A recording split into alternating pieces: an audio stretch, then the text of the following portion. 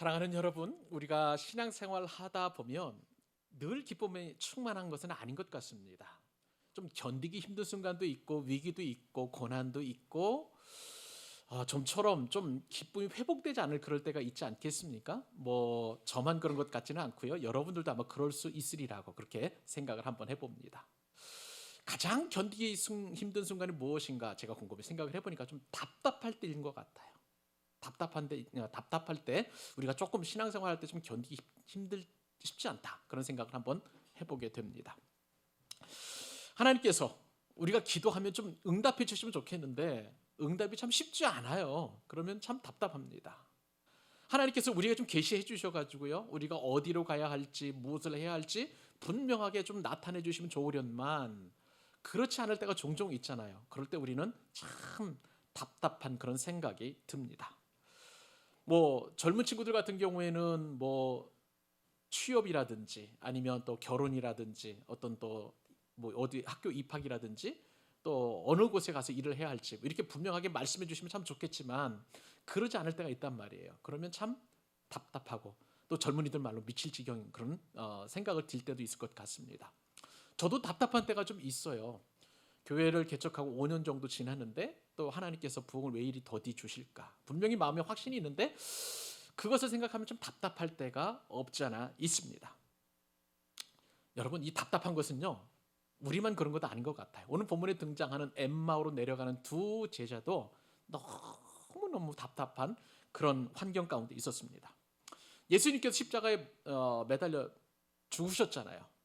그 사건으로 인해서 많은 사람들이 낙심을 하게 되었습니다. 심지어는요, 가룟 유다는 이미 이제 자살했기 때문에 없지만 남겨진 11 제자들도 매우 낙심한 그런 상태에 있었습니다.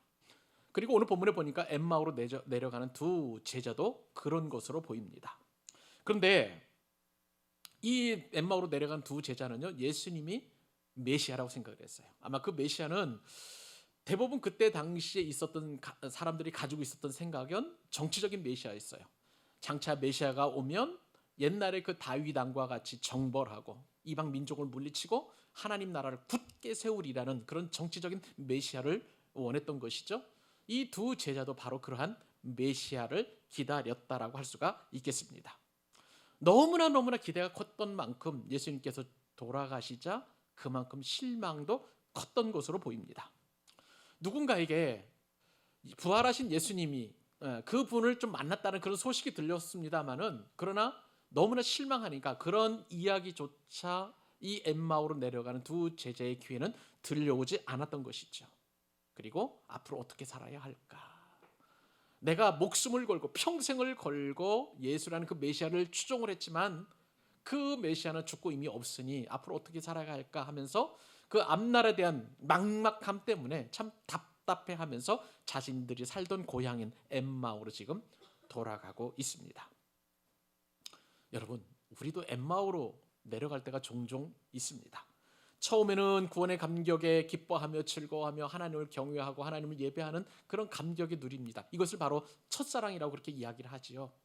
근데 우리가 인생을 살다 보면 고난의 파도와 또 앞날에 대한 답답함과 기도 응답이 되지 않은 것 때문에 우리가 점점 낙심을 해서 엠마오로 내려가는 좌절과 절망의 길을 우리도 걸어갈 수 있다는 거예요. 근데 여러분, 오늘 본문은 여기서 끝나지 않죠? 엠마오로 내려가는 그 두 제자가 이제 다시 예루살렘으로 올라가는데 그 예루살렘으로 올라가는 길은 기쁨의 길이요, 환희의 길이요, 즐거움의 길이요, 회복의 길이며 감사의 길로 이제 다시 올라가는 것을 오늘 우리는 결론으로 알게 될 것입니다. 그러므로 사랑하는 여러분, 우리는요, 이 낙심과 좌절과 패배의 엠마오의 길에서 회복과 은혜의 길인 이 예루살렘의 길로 다시 올라가야만 할 것입니다. 엠마오로 내려가는 그 길을 두 제자에게 누가는 어떻게 해석을 했냐면 왜 그렇게 엠마오로 내려갔느냐, 그들의 눈이 가리워졌다고 그랬어요. 여러분, 오늘 말씀을 들으면서 여러분들 가운데도 혹시 가리워진 눈이 있다면 이 시간 주님의 이름으로 축복할 때 여러분의 영적인 눈이 환히 열리기를 주님의 이름으로 축복합니다. 영의 눈이 열리게 되면 그리고 우리의 가리워진 눈들이 다시 밝아지면 우리는 부활하신 예수님을 통해서 새로운 삶을 살 수 있다는 거예요. 더 이상 무기력한 삶, 더 이상 답답한 삶, 그러한 삶이 우리의 삶을 주장하는 것이 아니라 이제는 기쁨과 환희를 가지고 부활하신 예수님을 증거하는 그런 삶을 살 수 있게 된다는 거예요. 2023년 부활절에 주님께서 바로 이러한 은혜의 말씀을 저와 여러분들에게 주실 것입니다. 그 은혜의 말씀 잘 붙들고 이제는 엠마오에서 예루살렘으로 올라가는 저와 여러분들 되실 수 있기를 우리 주님의 이름으로 소원합니다. 오늘 말씀 가운데 이제 세 가지 교훈을 하나님께서 주실 텐데 엠마오의 길은 무엇이고 또 예루살렘의 길은 무엇인가를 살펴보게 될 것입니다. 엠마오의 길은 무엇이냐면요, 우리 첫 번째 교훈인데 그것은 예수님의 부활을 믿지 못할 때 우리 종교인들이 걷는 길이 바로 엠마오의 길이라는 사실입니다. 저는 오늘 말씀을 준비하면서요, 생각지도 못했던, 전혀 알지 못했던 한 단어를 제가 알게 되었습니다. 아랍어. 저는 알파벳도 몰라요. 그리고 아랍어 제가 아는 것은 살라말리쿰 하면서 인사할 때 그 인사하는 그런 단어밖에 모르는데 라피크라는 그런 단어를 우연히 알게 되었습니다. 이 라피크라는 단어는요, 함께하는 동반자라는 거예요. 끝까지 함께하는 동반자가 바로 아랍어 라피크라는 그런 단어를 쓰게 됩니다. 여러분들 아랍인들 한번 생각을 해보세요. 아랍인들은 주로 사막에 삽니다. 그리고 광야에 살지요. 이 광야에서 살면서 이제 유목을 하게 되는데 양들이나 소나 이렇게 염소들을 키우게 되는데 풀밭이 자주 없으니까 이 사막을 건너면서 솥대를 몰고 사막을 횡단할 때가 많이 있는 거예요. 그리고 또 이렇게 먹는 것이나 또 물건들을 잘 만들 수 없는 거니까 사막을 건너가서 그래서 물건을 사다가 또 이렇게 사는 무역을 하는 그런 삶을 살아야 합니다. 자, 그러다 보니까 사막을 건너는 것이 혼자 건너는 건 참 위험한 일이에요. 더군다나 보통 이제 이 아랍 사람들은 캐러반이라는 그 무역 상단을 조직을 해가지고 이제 사막을 왔다 갔다 하면서 그렇게 무역을 하게 되었는데 이 상단 카라반을 볼 때마다 도덕자들이 출몰해가지고요, 자신들이 사고 온 그런 물건들을 다 빼앗아가는 그런 일들을 이제 자주 겪는 거예요. 그러다 보니까 이 아랍 사람들에게는 결속력이 필요했습니다. 그래서 손을 칼로 베어가지고 그 흐르는 피를 술잔에 섞어서 서로 나눠 맞으면서 피의 맹세를 하는 거예요. 너의 대적은 바로 우리의 대적이고 너의 친구는 바로 우리의 친구다라면서 그렇게 혈맹을 맺습니다. 이것이 바로 아랍 사람들이 말하는 라피크, 끝까지 함께하는 그런 동반자라는 뜻인데, 자, 오늘 본문에 보면 우리의 영원한 라피크 되신 그 예수님께서 두 제자와 함께 하시는데도 불구하고 제자들은 이 라피크 되신 예수님을 알아보지 못한다. 성경에 그렇게 기록하고 있습니다. 이 희한한 일인데 우리 13절로 17절까지 말씀 같이 한 목소리 한번 읽어보기를 원합니다. 자, 읽어보십시다. 그날에 그들 중 둘이 예루살렘에서 25리 되는 엠마오라 하는 마을로 가면서 이 모든 된 일을 서로 이야기하더라. 그들이 서로 이야기하며 문의할 때에 예수께서 가까이 이르러 그들과 동행하시나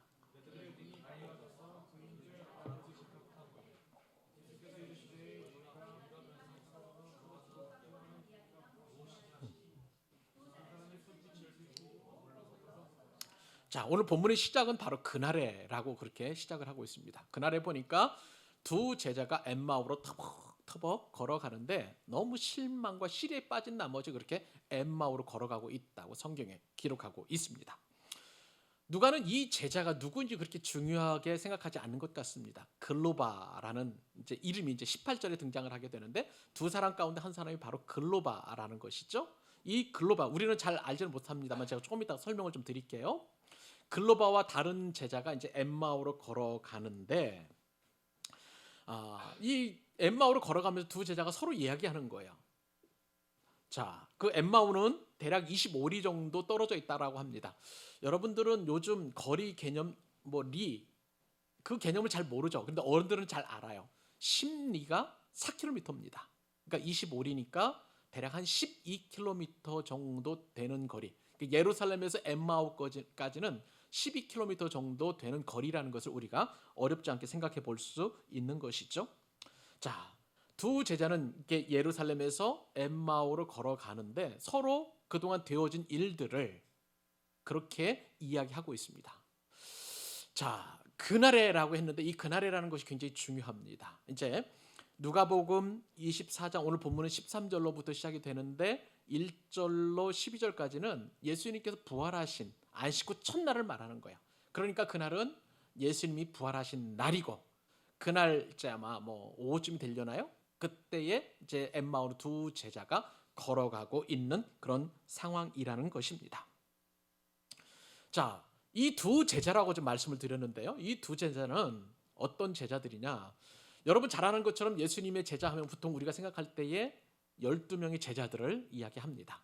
이제 그들은 모든 제자들 중에 핵심 그룹이에요.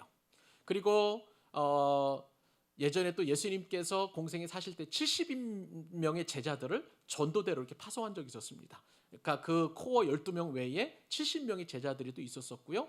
또 그 이후에 예수님의 부활을 목격한 사람들 고린도전서인가에 거기에 보면 바울이 그 사람들이 무려 500명이 넘는다고 얘기를 했어요. 그러니까 예수님의 부활을 목격하고 예수님과 함께 있었던 사람들 수많은 무리들 가운데에 제자라고 불릴 만한 그런 제자들이 있었었고요. 그 가운데 70명, 그 안에 또 12명이 있었다는 것을 우리의 염두에 두고 오늘 이 말씀을 들어야 합니다. 자, 이렇게 글로바와 그리고 두 제자가 이제 엠마오로 걸어가는 그날의 엠마오로 걸어가고 있었었는데 서로 이야기하면서 슬픈 안색을 띄었다는 거예요. 그동안 되어진 일들을 서로 이야기 나눴다는 것입니다. 그러면 그동안 되어진 일들이 무엇이냐? 그것은 예수님께서 전날 저녁에 뭐라 그럴까요? 유대인들에게 체포되어서 그러니까 그 이제 최후의 만찬했던 것이죠. 만찬을 마치시고 겟세마네 동산에서 이제 기도하시다가 그날 새벽에 당일날 새벽에 며칠 전이죠. 며칠 전 새벽에 예수님께서 이제 대제사장과 그 무리들에게 체포가 되어서 거기서 끌려가고 다시 본디오 빌라도 법정에 서고 거기서 사형 판결을 받고 그 골고다까지 십자가를 지고 가시고 순환을 당하시고 십자가에서 죽으신 그 일들 모든 일들을 서로 이야기하면서 슬픈 안색을 띠고 있었다는 것이죠. 왜 안 슬프겠습니까? 내가 믿던 메시아가 죽었어요. 더 이상 나는 소망을 둘 수 없습니다. 이제 나는 더 이상 내 인생을 그 메시아를 추적하고 따라다니는 일에 이제 더 이상 사용할 수 없기 때문에 그 인생을 보낼 수 없기 때문에 슬플 수밖에 없는 것입니다. 그리고요, 엠마오로 내려가기 전에 제자로부터 어떤 여인들로부터 예수님께서 부활하셨다는 소식을 또한 듣게 되었습니다. 그런데도 이 두 제자의 귀에는 이 부활했다는 소식이 들려지지 않고 믿어지지도 않고 그러니까 실망하고 낭망해서 지금 엠마오로 내려가고 있는 그런 상황이라고 할 수가 있겠습니다. 여러 가지 이유들도 있겠지만은요. 오늘 본문에 보니까 이 누가복음 이 본문을 기록한 누가는 그들이 왜 그렇게 실망하고 낙심하고 그리고 슬픈 기색을 띄었느냐? 본문에 보니까 눈이 가리워져서 그랬다라고 그렇게 설명하고 있습니다. 이 두 제자는요. 자신이 철석같이 믿었던 그 메시아가 죽었기 때문에 눈이 가리워진 것입니다. 그리고 앞날에 대한 염려와 근심과 걱정 때문에 눈이 가리워져서 지금 그렇게 걸어가고 있을 때의 한 나그네, 부활하신 예수님이죠. 이분이 오셔서 그들과 말씀을 나누는데도 눈이 가리워져서 예수님을 알지 못한다. 그렇게 성경에 기록하고 있는 것을 보게 됩니다. 여러분, 우리가 눈이 가리워지면요 답답해집니다. 눈이 가려지면 영적으로 답답해지고 영적으로 답답해지면 우리의 삶도 답답해지게 됩니다.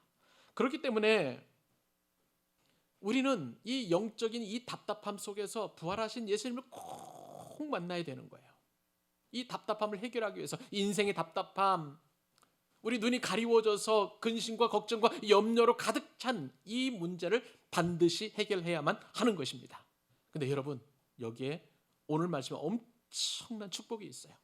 이렇게 눈에 가리워지고 절망하고 낙심했을 때에 바로 그 곁에 부활하신 예수님이 동행하신다는 사실이에요. 여러분 이 사실을 믿으시기 바랍니다.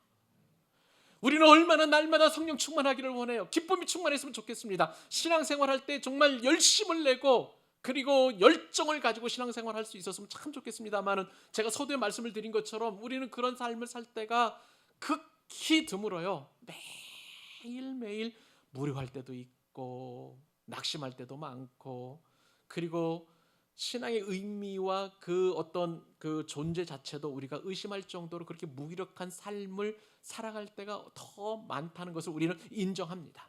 그런데 여러분 오늘 말씀을 보니 놀랍게도 그 순간에도 부활하신 예수님이 우리와 함께 하신다는 사실을 우리는 소망으로 갖게 되는 것입니다. 여러분 오늘 본문을 보면서 기가 막힌 은혜를 경험하게 되었어요.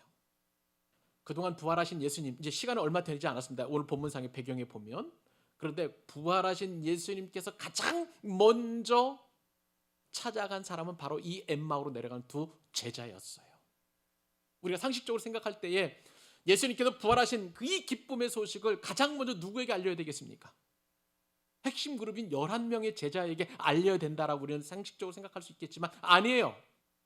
주님께서는 그 11제자에게 먼저 보이지 아니하시고 가장 먼저 목격하는 사람들은 새벽에 예수님의 시신에 바를 향품을 가지고 주님을 찾아갔던 막달라 마리아와 야고보의 어머니 마리아와 살로메에게 가장 먼저 주님께서 그 부활을 목격하게 해주셨어요. 그래서 여인들은 그 부활하신 주님을 만나고 너무나 기쁜 나머지 예수님의 발에 입을 맞추고 그리고 엎드려 절했습니다. 그런 다음에 바로 이 엠마오로 내려간 두 제자에게 오신 거예요.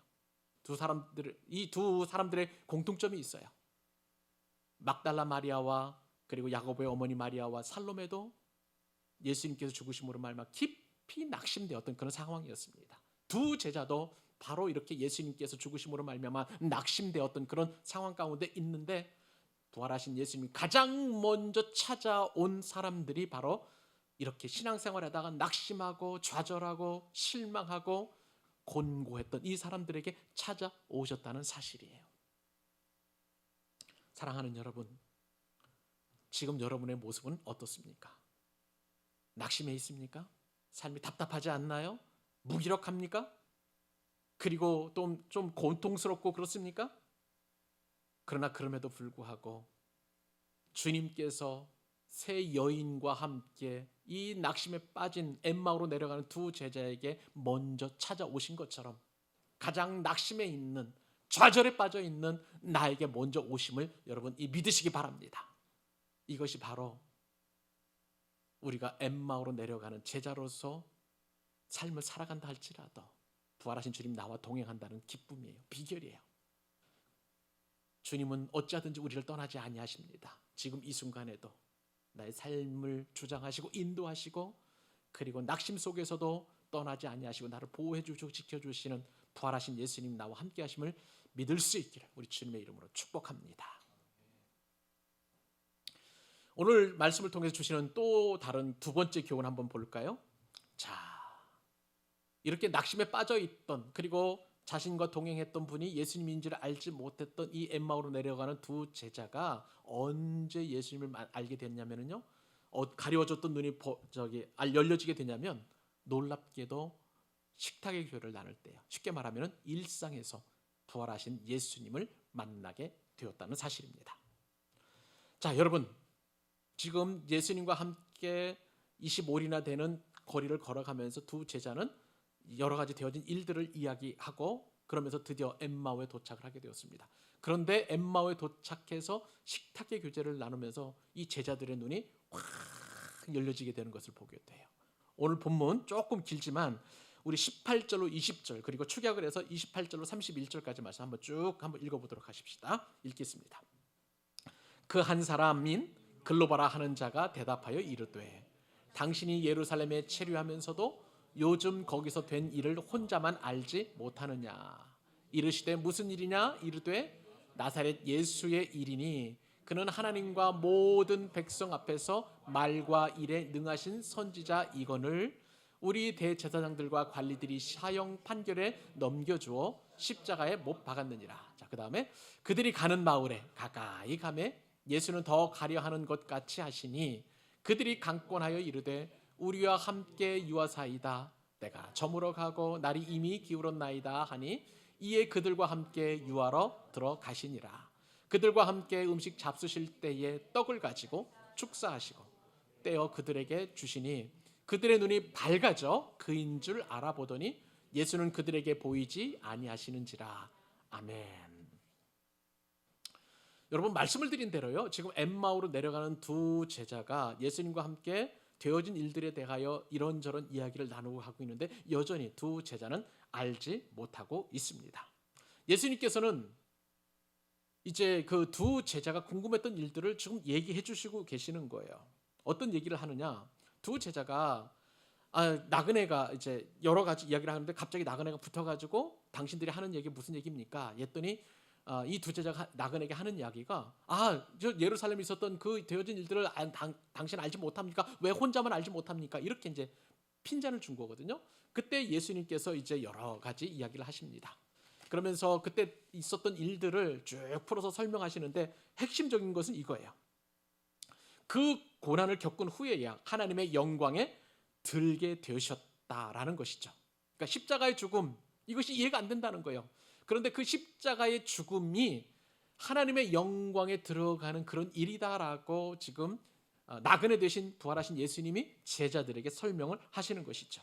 그게 메시아의 운명이고 그리고 평소에 그렇게 가르쳐 주셨다라고 말씀을 하고 계시는 것입니다. 여러분, 이 이야기를 들으면서요, 두 제자는요, 기억이 이제 새록새록 떠올랐습니다.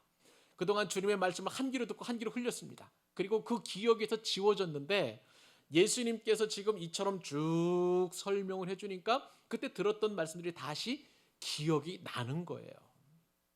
여러분, 여기서 우리는 신앙생활의 의미를 알 수 있습니다.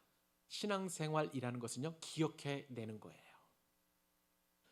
예수님께서 나를 위해서 죽으셨던 그 고난이 얼마나 귀한 것인지 우리는 낙심하고 좌절하고 그리고 답답한 그런 현실 속에서 우리가 해야 할 일은 예수님께서 나를 얼마나 사랑하시는지 그리고 나를 사랑하시는 하나님이 얼마나 큰지 나를 구원하신 예수님의 은혜가 얼마나 놀라운지를 기억해내는 것입니다. 이것이 바로 신앙생활인 것이죠. 내가 그동안 인생을 살아오면서 어렵고 힘든 상황 속에서 나를 보호하시는 선한 목자 되신 하나님께서 나를 끌어올려 주시고 깊은 수렁에서 끌어올려 주시고 나를 안아주시고 나를 격려해 주시고 나에게 용기를 주시고 힘을 주셔서 인생이 고비고비마다 다 내가 그동안 있었던 일들을 다 넉넉하게 극복할 수 있었던 것은 나를 보호하신 하나님의 은혜다라는 것을 기억해내는 것이 바로 신앙생활이라는 거예요. 예수님께서는 성경을 풀어서 바로 그러한 말씀들을 말씀해 주셨던 것입니다. 그런데 우리는 단점이 뭐냐면 계속 잊어버려요. 잊어버리고 또 잊어버리고 잊어버리고 또 잊어버립니다. 제가 말씀을 준비하면서 접한 책이 하나 있어요.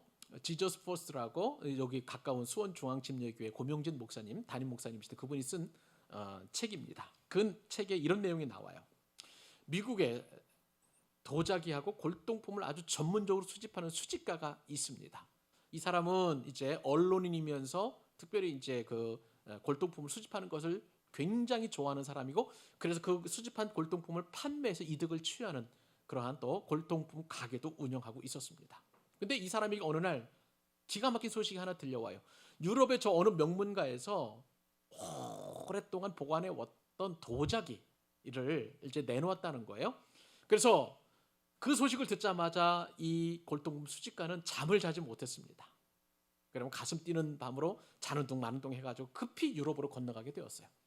그 골짜기를 찾으러 백방으로 노력을 했는데 3년 4년이 지나도록 그 도자기를 찾을 수 없었던 거예요. 그래서 어떻게 해가지고 그 도자기가 미국에 있는 어느 이제 그 언론인에게 팔렸다는 소식을 듣고 미국으로 돌아갔습니다.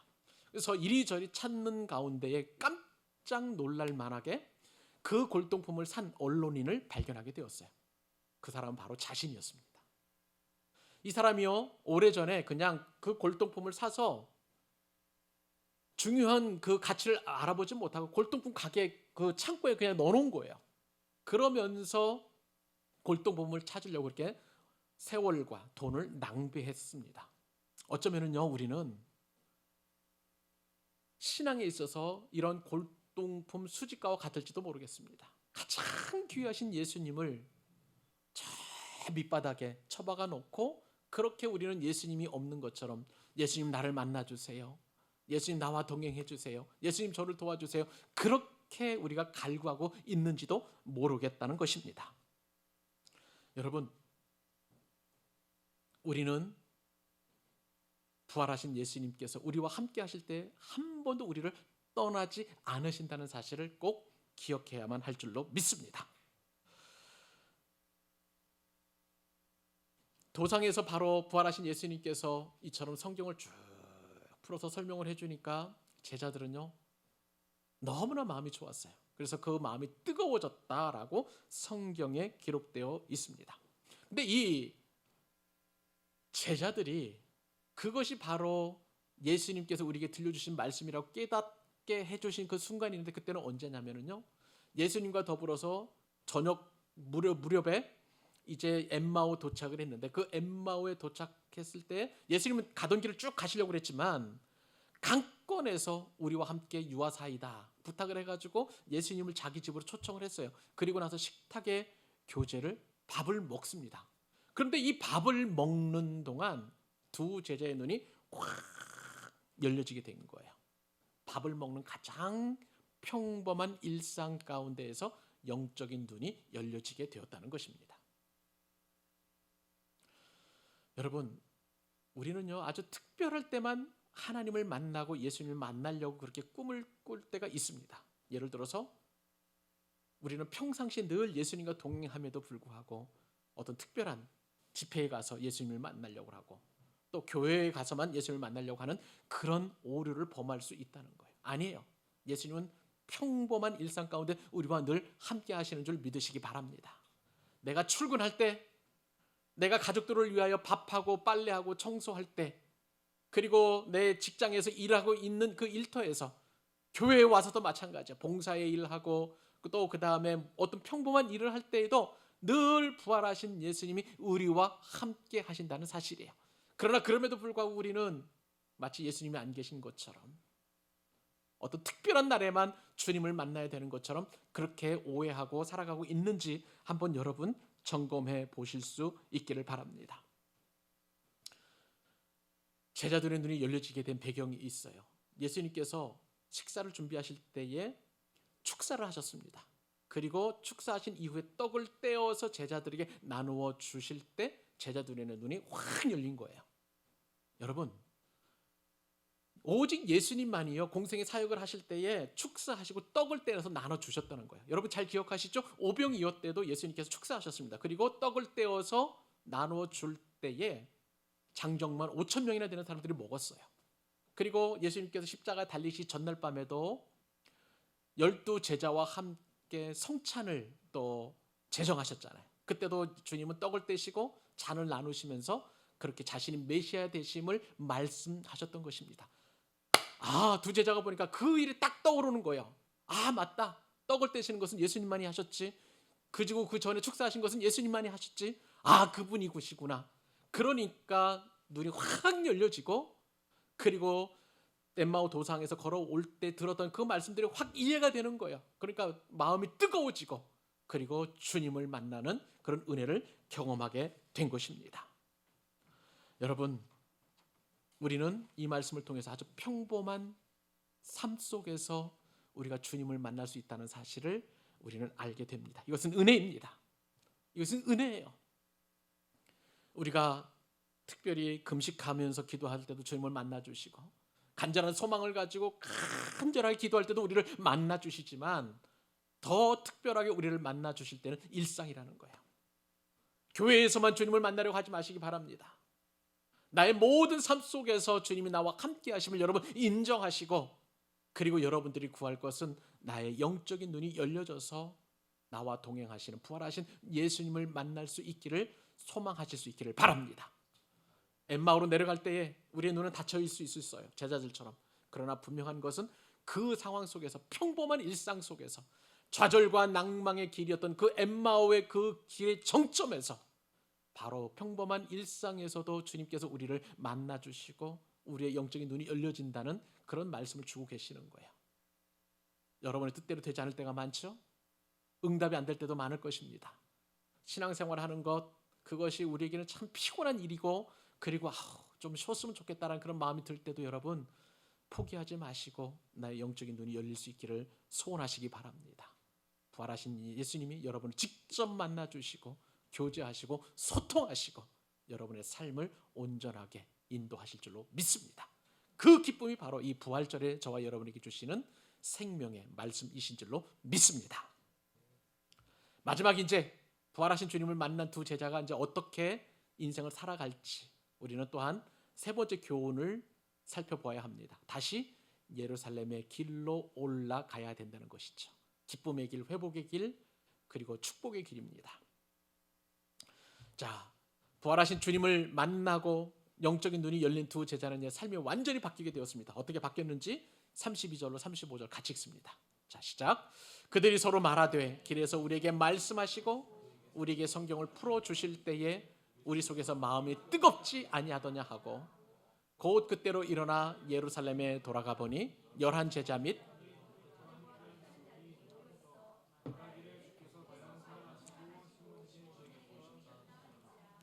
두 사람도 길에서 된 일과 예수께서 떡을 떼심으로 자기들에게 알려주신 아멘. 여러분 오늘 본문에 확 와닿는 말씀이 있죠? 두 제자가 엠마오상에서 말씀을 풀어주실 때에 마음이 뜨거워졌다. 그렇게 성경에 기록되어 있습니다. 마음이 뜨겁지 아니하더냐 이것을 영어 성경에 좀 봤어요. NIV 번역에 보니까 heart burning이라고 이렇게 표현되어 있어요. 마음이 불탔다는 거예요. 예수님께서 말씀을 풀어주시니까 마음이 불탔다. 성경에 그렇게 기록되어 있습니다. 여러분 21절에 보니까 두 제자 중 하나인 글로바가 어떻게 이야기를 하냐면 나그네 되신 그 예수님께 부활하신 예수님께 이렇게 이야기를 하죠. 선주자 예수가 이스라엘을 속량할 자로 발았더라. 여기서 속량이라는 것은 정치적인 메시아를 말하는 거예요. 우리가 말하는 속량하고 좀 다릅니다. 우리가 흔히 말할 때 이 신학적 용어인 속량이라는 것은 죄인을 구원하는 그런 속량인데 이 글로바는 듣기는 들었는데 그 속량이라는 단어를 죄를 구원할 속량이 아니라 이스라엘을 로마의 압제로부터 해방시킬 그 속량을 말하는 거예요. 그러니까 이제 예수님을 오해했던 것을 우리가 알게 되는 것이죠. 그러니까 예수님께서 죽으심으로 그 속량이 이루어지지 않았던 것에 대하여 내가 마음이 참 답답하다라고 곁에서 걸어가고 계신 부활하신 예수님께 그렇게 이야기한 것입니다. 이 예수님께서 25절에 보면 미련하고 선지자들이 말한 모든 것을 마음에 더디 믿는 자들이라며 책망하십니다. 그것을 깨닫지 못하는 것은 미련한 자라는 거예요. 그리고 예수님께서 부활하신 이 사실을 더디 믿는 자들, 어리석은 자라고 그렇게 두 제자를 책망하십니다. 그러면서 그리스도의 고난이야말로 영광에 이르는 유일한 길이고 다른 길로는 그 영광에 도달할 수 없다라고 말씀해 주셨으니까 마음이 그냥 말씀이 그동안에 그 오해했던 말씀들이 확 풀어지니까 마음이 뜨거워질 수밖에 없는 거예요. 두 제자는 이 말씀을 듣고 성령의 불세례를 받게 된 것입니다. 여러분, 우리는 이 말씀을 통해서 부활하신 예수님을 만날 때에 우리 인생이 어떻게 변하는지 나름대로 좀 생각해 볼 수 있어요. 여러 가지 제자들에게 변화가 생겼습니다. 첫 번째 변화는 뭐냐면요, 이 부활하신 주님을 만나면 마음이 불태워진다는 거예요. 여러분, 하나님의 말씀은 여러분들의 마음을 지금도 충분히 불태우게 하시는 줄 믿으시기 바랍니다. 저는요, 기자로서 선교지에 계신 선교사님들을 많이 만났을 때 그분들이 하나님의 말씀을 듣고 마음이 불타는 심정으로 선교지에 왔다는 고백들을 많이 듣게 되었어요. 창세기 12장 1절 너는 고향과 친척과 아버지의 집을 떠나 내가 네게 보여줄 땅으로 가라는 이 말씀이 자신들의 마음에 불태웠다는 거예요. 가서 제자자 삼으라는 예수님의 이 명령 한마디가 자신들의 마음에 불을 태워가지고 강남에서 자라던 치과를 내려놓고 저 미전도 종교교회 가서 주의 복음을 전하는 일들, 대학 교수직도 내려놓고 주의 복음을 전하는 일들, 그런 일들을 기쁨으로 감당하고 있다는 고백들을 많이 듣게 되었습니다. 사랑하는 여러분, 하나님의 말씀은 저와 여러분들의 마음을 불태웁니다. 삶을 더 의미 있게 만들 것입니다. 나의 마음을 불태울 수 있도록 늘 여러분들 앞에 있는 성경을 펼쳐서 그 말씀을 읽고 여러분들의 마음이 뜨거워질 수 있기를 주님의 이름으로 축복합니다. 여러분, 부활하신 예수님을 만났을 때 두 제자는 또 어떻게 삶이 변했을까요? 사는 맛이 났습니다. 여러분, 두 제자가 부활하신 주님을 만났을 때 어떻게 얼굴이 변했을까요? 엠마오로 내려갈 때는 슬픈 기시 안색이었다고 그랬어요. 슬픈 기색을 하고 있었다는 거예요. 그런데 부활하신 예수님을 만나니까 그들의 얼굴빛이 변했습니다. 기쁨으로 변했어요. 감사로 변했어요. 그리고 새로운 사명을 가진 사명자로서의 얼굴을 갖게 된 것을 보게 됩니다.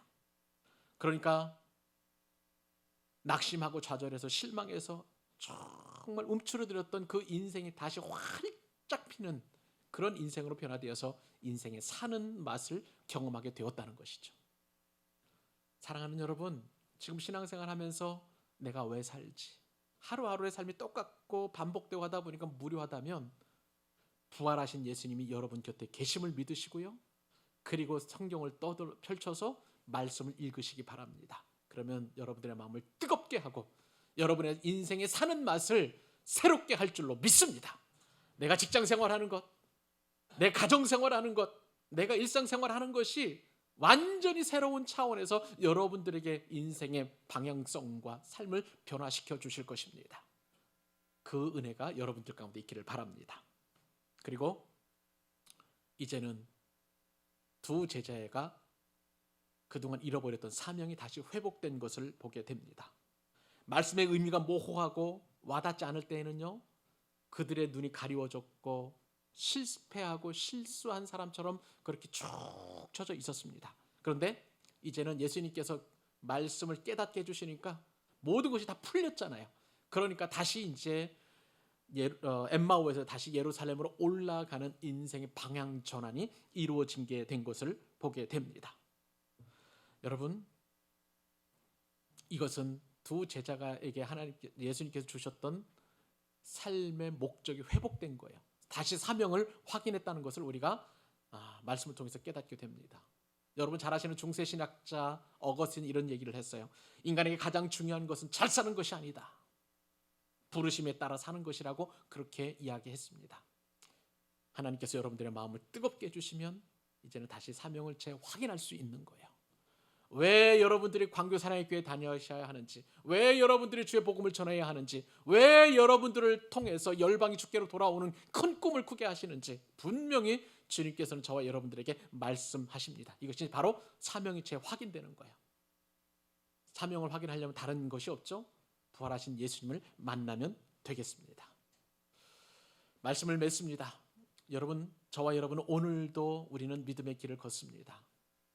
길을 걷다 보니 엠마오로 내려가는 두 제자처럼 좌절과 절망과 실패에 빠져서 그냥 터벅터벅 힘겹게 길을 갈 수도 있는 거예요.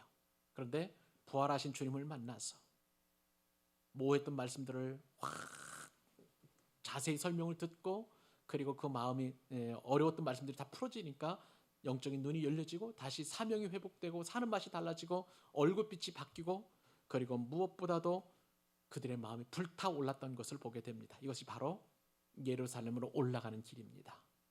예수님의 부활은 엠마오의 길에서 예루살렘의 길로 바꾸는 엄청난 능력이 있는 줄 믿습니다.